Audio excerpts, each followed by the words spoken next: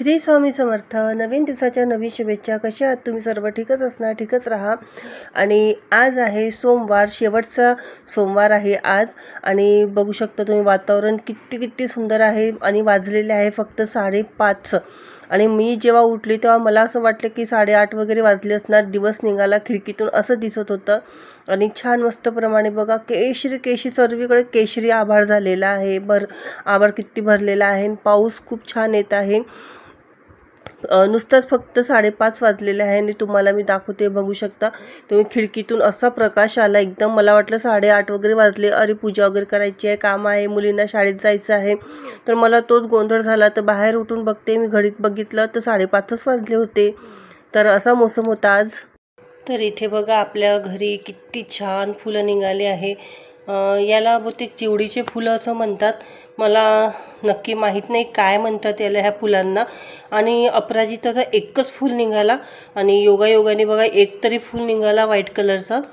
आणि मी शेवंतीचे फुलं फार फिरली बघायला, पण इकडे शेवंतीचे फुलं मिळालेच नाही।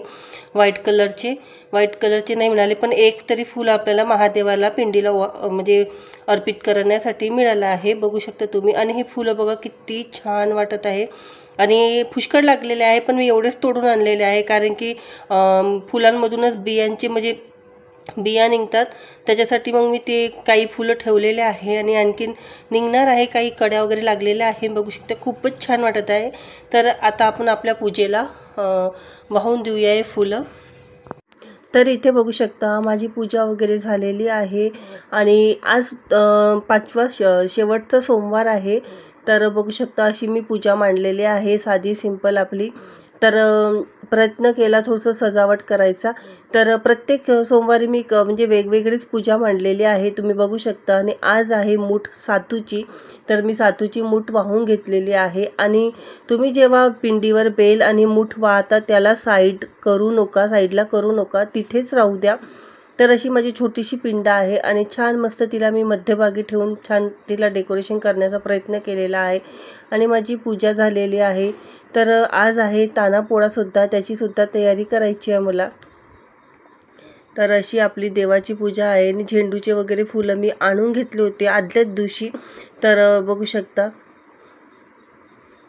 अशी छोटीशी माझी पूजा केलेली आहे। आणि साईडला तुम्ही बघू शकता गौरी मातासुद्धा निघालेली आहे छान मस्त।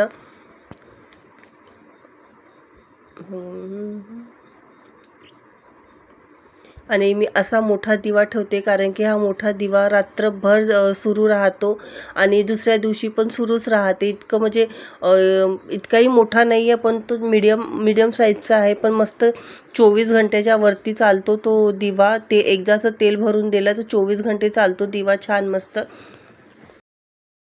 श्री स्वामी समर्थ। नवीन दिवसाच्या नवीन शुभेच्छा। कशा आहात तुम्ही सर्व? ठीकच असणार, ठीकच राहा। आणि आज आहे श्रावणातला 5वा सोमवार आणि बेलपोळा निमित्त तुम्हा सर्वांना हार्दिक शुभेच्छा। आणि आपले सगळे सोमवार 5ही सोमवार इतके शुभ आणि इतके खरंच खूप योगायोगाने प्रत्येक सोमवारी काही ना काही आपला सण आलेलाच आहे। आणि आजचा आहे 5वा सोमवार, आजही सुद्धा बेलपोळा आहे आणि खरंच आनंदाची गोष्ट आहे आणि खूप शुभ दिवस आहे। तर तुम्हा सर्वांना पुन्हा एकदा हार्दिक शुभेच्छा। आणि आज सकाळपासून दिवस इतका छान आहे, पाऊस पण पडत आहे आणि सकाळी तुम्हाला मी दाखवलंच आहे की सकाळी एकदम केशरी 5-5:30 वाजता एकदम केशरी आभाळ झाला होता, इतकं सुंदर वाटत होतं। आणि मी तर टेरेसवर गेली, तिथे उभी राहिली खूप वेळपर्यंत, खूप छान वाटत होतं एकदम मनमोहक वातावरण जे म्हणतात ना, सुंदर, ते खूप सुंदर होतं। तर असं वातावरण होतं आणि आतासुद्धा पाणी वगैरे पडत आहे। तर अशी आपली आजची साधी सिंपल छोटीशी अशी पूजा झालेली आहे। तर तुम्हाला माझी पूजा कशी वाटली नक्की कमेंट्स बॉक्समध्ये सांगा। बाय।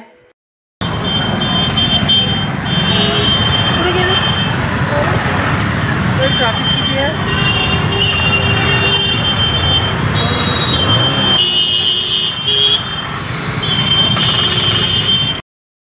तर बघा पूजा वगैरे करून मी थोडी बाहेर आली होती, तर मोठा पोळा भरतो इथे आमच्या चौकामध्ये. तर इतकी भीड होती, पण मी मिस करून दिलं कारण की जस्ट पोळा सुटलेला होता.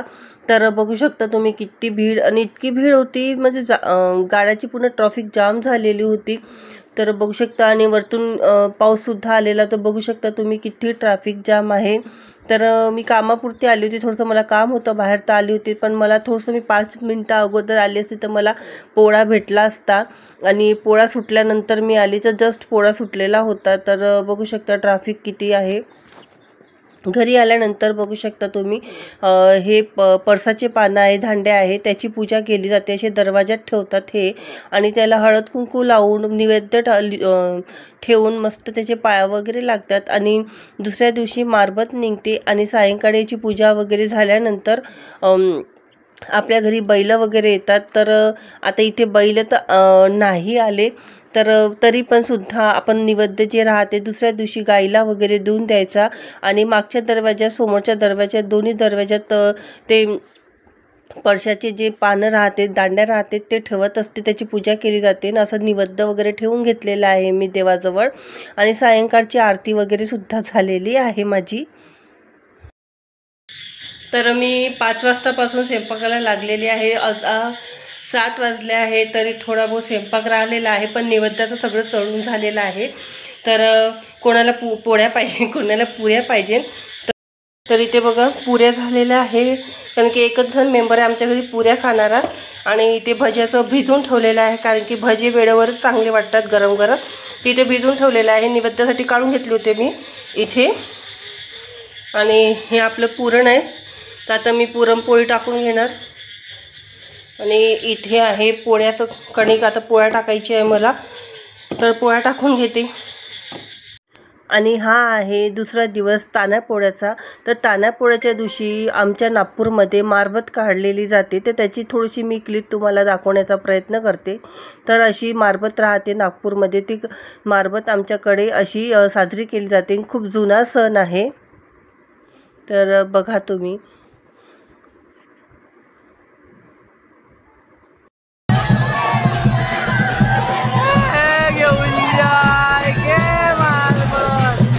महज नागपुर में मनाए जाने वाले त्योहार यानी मारबत की आज सुबह से ही शहर भर में धूम मची हुई है। जगह जगह बड़ गया जलाया जा रहा है, तो वही